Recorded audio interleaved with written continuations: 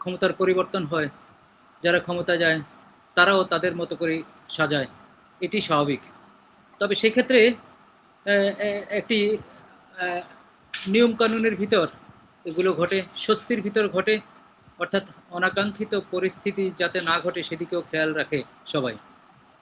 আর আপনি যে পরিবর্তনগুলো ঘটাবেন সেই পরিবর্তনগুলো আপনি কাকে দিয়ে ঘটাচ্ছেন, কে ওই পরিবর্তনে ওই পদে আসীন হচ্ছেন, সেটি অনেক ক্ষেত্রে বিবেচনার বিষয়।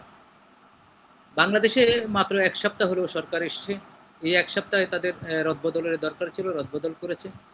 সেই ক্ষেত্রে আমি মনে করি আহ বাংলাদেশ ব্যাংকের গভর্নরের যেভাবে আসলে বিদায় হয়েছে বা যেভাবে ওখানে নিয়োগ হয়েছে সেটি নিয়ে কথা হয়েছে, কথা হওয়াটাই স্বাভাবিক। আমি একজন আইনজীবী, সচেতন নাগরিক হিসাবে আমি মনে করি গভর্নর সাহেবকে আরো ভালোভাবে সুন্দরভাবে বিদায় করে বা পদত্যাগের মাধ্যমে বা ওনার স্থলে যিনি আসছেন তার ক্ষমতা বুঝিয়ে দেওয়ার মাধ্যমে এটার পরিবর্তন ঘটানো যেত। এই অর্থাৎ কর্মচারীরা দলবদ্ধ হয়ে যেভাবে ঘটনা, যেভাবে সিন ক্রিয়েট করেছে, অনাকাঙ্ক্ষিত ঘটনা ঘটিয়েছে, এটি আসলে সুখকর নয়, এটি আসলে কাম্য নয়। মানুষ প্রশ্ন তুলেছে যে বাংলাদেশ ব্যাংকের টাকা যখন লুট হয় তখন এই কর্মচারীরা একদম মুখে কলু পাটা বলি একদম মুখ বন্ধ করেছিল। রেদার যারা এটার সাথে জড়িত তাদেরকে রক্ষা করার জন্যই তো আমরা শুনেছি অনেকে কাজ করেছে।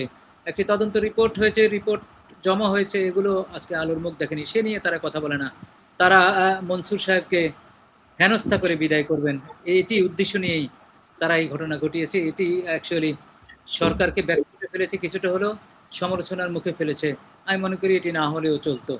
এখানে সরকারের সমর্থন কোথায় দেখছে? মানে জামাতের আমির যেটা অভিযোগ করেছে, সরকারের সরকারের সমর্থন বলতে যারা স্লোগান দিয়ে এই ঘটনাগুলো ঘটায় তারা ওই জাতীয়তাবাদী কর্মচারী অথবা জাতীয়তাবাদী অফিসার্স ইউনিয়ন এই ধরনের নাম, এই ধরনের কিছুই ব্যবহার করে।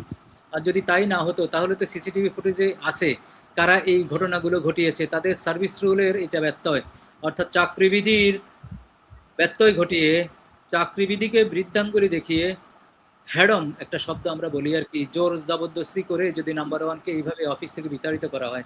আর মনসুর সাহেবের ব্যাপারে তো নেগেটিভ তেমন কিছু নেই। মানুষের বদ্ধমূল ধারণা ভঙ্গুর অর্থনীতিকে উনি সহ ওনার টিম অথবা আমাদের চিফ অ্যাডভাইজার সহ অথবা ফাইন্যান্সের যে অ্যাডভাইজার ছিল ওনারা সহ একটি ভালো জায়গায় নিয়েছে, এটি তো আমরা মনে করি।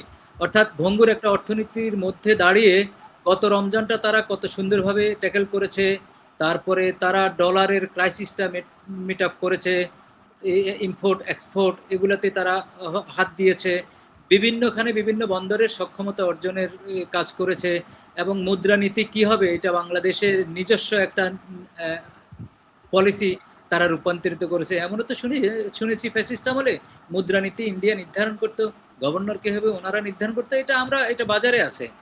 তো সুতরাং সেইখান থেকে তো আমরা একটা ভালো একটা অবস্থানে এই ফাইন্যান্সিয়াল সেক্টরটা এই ইন্টেরিমের সময় সবচেয়ে ভালো অবস্থানে ছিল বলে মানুষ মনে করে, আমিও মনে করি। অন্যান্য সেক্টর যেভাবে ডিজাস্টার হয়েছে তার চেয়ে তো ভালো হয়েছে।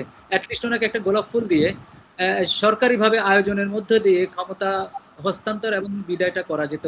যেটি করা হয়েছে এটা তো ঠিক হয়নি, এটি একটি অস্বস্তিকর, এটি কাম্য না আর কি। আর এটি যদি চলতে দেওয়া হয় তাহলে সবখানে তো এরকমই হবে। ওই যে জুলাই বিপ্লবের পরেই বিভিন্ন কলেজের প্রিন্সিপালদেরকে নামিয়ে দেওয়া হয়েছে, বিভিন্ন অফিসে গিয়ে হানা দেওয়া হয়েছে, এগুলো তো আমরা সমর্থন করিনি সেদিন। তো সুতরাং আমরা যেটা বলতেছি যে মব কালচার, মব জাস্টিস তো আমি বলি না, মবের মাধ্যমে ইনজাস্টিস হয়, জাস্টিস হয় না। ১০ জন ২০ জন ৩০ জন একসাথ হয়ে সুরক্ষিত বাংলাদেশ ব্যাংকের এক জায়গায় যদি এই অনাকাঙ্ক্ষিত ঘটনা ঘটে তো সেটি তো মবের সংজ্ঞা একদম কাছাকাছি। সেটি সালাউদ্দিন সাহেব তো বলেছেন এগুলা প্রশ্রয় দেওয়া যাবে না। কাউকে এ পর্যন্ত গ্রেপ্তার করতে দেখিনি, কাউকে শোকজ করতে দেখিনি। সুতরাং এটি অস্বস্তিকর অবস্থায় ফেলবে সরকারকে আমি মনে করি। জি।